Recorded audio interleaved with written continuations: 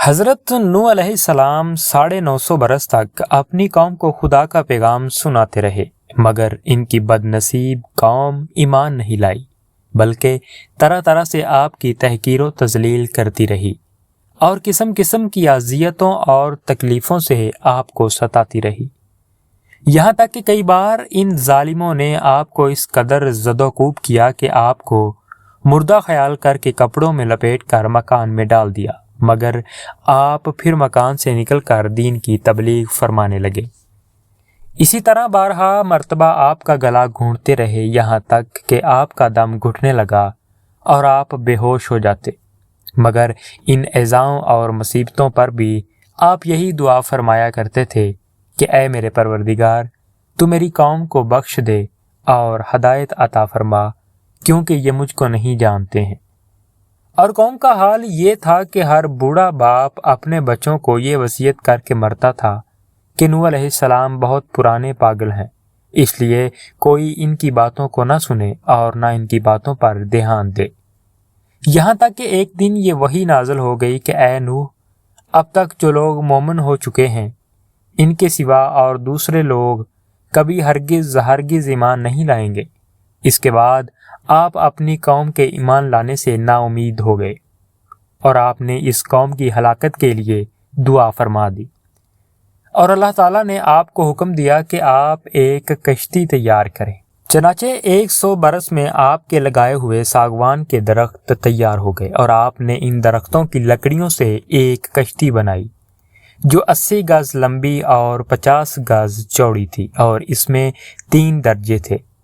نچلے طبقے میں درندے پرندے اور حشرات الارض وغیرہ، اور درمیانی طبقے میں جو پائے وغیرہ جانوروں کے لیے، اور بالائی طبقے میں خود اور مومنین کے لیے جگہ بنائی۔ اس طرح یہ شاندار کشتی آپ نے بنائی، اور 100 برس کی مدت میں یہ تاریخی کشتی بن کر تیار ہوئی، جو آپ کے اور مومنوں کی محنت اور کاریگری کا ثمرہ تھی، جنہوں نے بے پناہ محنت کر کے یہ کشتی بنائی تھی۔ جب آپ کشتی بنانے میں مصروف تھے تو آپ کی قوم آپ کا مذاق اڑاتی تھی۔ کوئی کہتا تھا اے نوح، اب تم بڑا ہی بن گئے، حالانکہ پہلے تم کہا کرتے تھے کہ میں خدا کا نبی ہوں۔ کوئی کہتا ہے اے نوح، اس خشک زمین میں تم کشتی کیوں بنا رہے ہو؟ کیا تمہاری عقل ماری گئی ہے؟ غرض طرح طرح کا تمسخر و استہزاء کرتے اور قسم قسم کی طعنہ بازیاں اور بد زبانیاں کرتے رہتے تھے، اور آپ ان کے جواب میں یہی فرماتے تھے کہ آج تم ہم سے مذاق کرتے ہو، لیکن مت گھبراؤ، جب خدا کا عذاب بصورت طوفان آ جائے گا تو ہم تمہارا مذاق اڑائیں گے۔ جب طوفان آ گیا تو آپ نے کشتی میں درندوں چرندوں اور پرندوں اور قسم قسم کے حشرات الارض کا ایک ایک جوڑا نر اور مادہ سوار کر دیا، اور خود آپ اور آپ کے تینوں فرزند یعنی حام، سام اور یافس، ان تینوں کی بیویاں اور آپ کی مومنہ بیوی، اور 72 مومنین مردوں عورتوں، کل 80 انسان کشتی میں سوار ہو گئے، اور آپ کی ایک بیوی وائلہ جو کافرہ تھی، اور آپ کا ایک لڑکا جس کا نام کنان تھا، یہ دونوں کشتی میں سوار نہیں ہوئے اور طوفان میں غرق ہو گئے۔ معزز سامعین، روایت ہے کہ جب سانپ اور بچھو کشتی میں سوار ہونے لگے تو آپ نے ان دونوں کو روک دیا،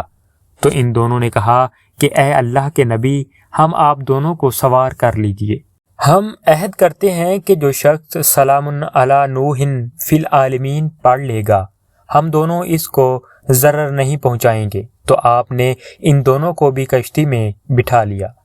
طوفان میں کشتی والوں کے سوا ساری قوم اور کل مخلوق غرق ہو کر ہلاک ہو گئی، اور آپ کی کشتی جودی پہاڑ پر جا کر ٹھہر گئی، اور طوفان ختم ہونے کے بعد آپ کشتی والوں کے زمین پر اتر پڑے، اور آپ کی نسل میں بے پناہ برکت ہوئی کہ آپ کی اولاد تمام روئے زمین پر پھیل کر آباد ہو گئی، اسی لیے آپ کا لقب آدم ثانی ہے۔ معزز سامعین، قرآن مجید میں خداوند عز و جل نے اس واقعہ کو ان الفاظ میں بیان کیا ہے جس کا ترجمہ کچھ یوں ہے: